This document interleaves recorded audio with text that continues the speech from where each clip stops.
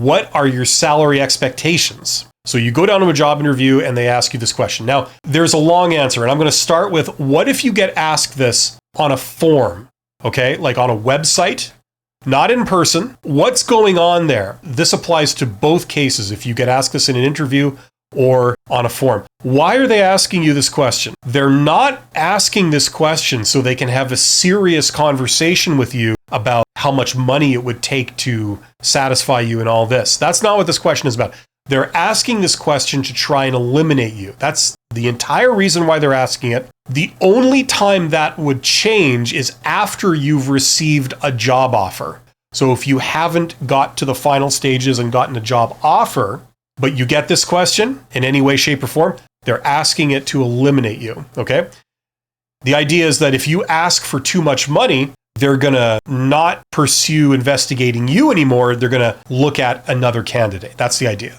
So that's why they're asking it. This is obvious, hopefully, when you get asked this on a website, because it's one of the questions that comes up like right in your face before you can even send in your application. And the purpose is because if you answer unfavorably to this question, they won't even send your application on. It ends right here. You're immediately eliminated, sudden death elimination. So on a web form, usually they doctor it. So you can't write words, you can't give a range, you can only give a single number. Okay, that's the only way you could answer that question. Now, if that's the case, if you're doing this on a web form and you have to put a number, here's what you do. Usually at this point, you don't know a lot of critical information about the job. Oh, sure, you've read the job description. Great. You have their little blurb and their requirements. Okay, great. But key things, like for a start, what are the benefits? Is there a benefit package? That would be kind of important to know when they're asking for how much cash you need. You don't know the vacation situation. You don't know the hours. You don't know if you're required to do shift work, if it's weekends, is it remote work? Do you have a psychopath for a boss? That's going to require a bit of a premium there to work under those conditions. You don't know any of this stuff, but they're forcing you to give a number. So here's what you do. All those things you don't know about the job, imagine they're all best case scenario. You have a fantastic benefit package, full medical, eye care, dental care, pension, stock options, whatever. You've got it all. 6 weeks vacation a year. You've got 10 sick days a year. There are tons of opportunities for advancement. Your boss is awesome. Your coworkers are going to be your best friends. Imagine everything is best case scenario, then fill in that number. It'll probably be a lower number now. They don't have to pay you that much to take this job because this job is awesome. That's how you answer the question. Don't put zero. A lot of times with these things, there's what's going on behind the scenes is they have an upper limit that if you ask for more than this limit, it sort of says nope, and it just terminates your application, like it doesn't go any further. They also sometimes have a lower limit. So if you put zero or some unrealistic, non-serious amount, they say, okay, you're not answering seriously. You're trying to deflect or circumlocute the question.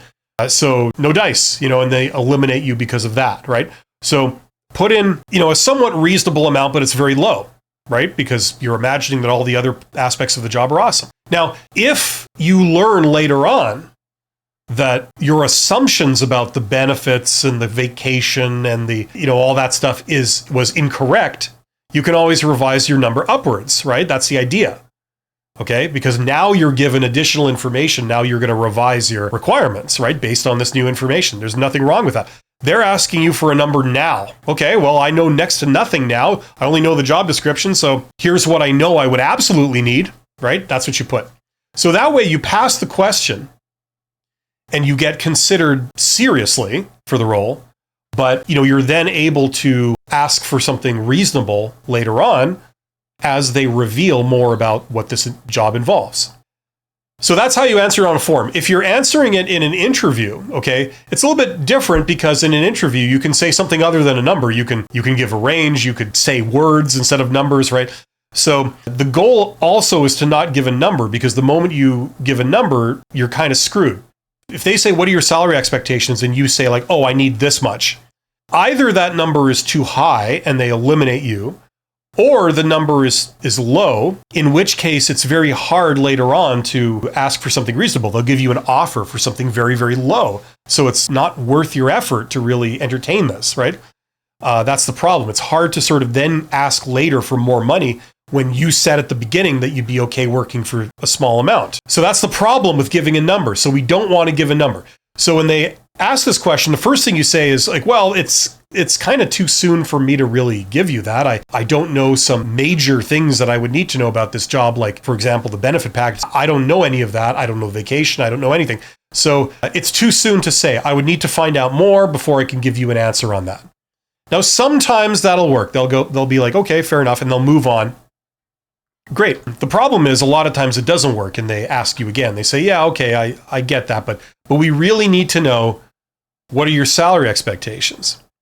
So you move on to sort of phase 2.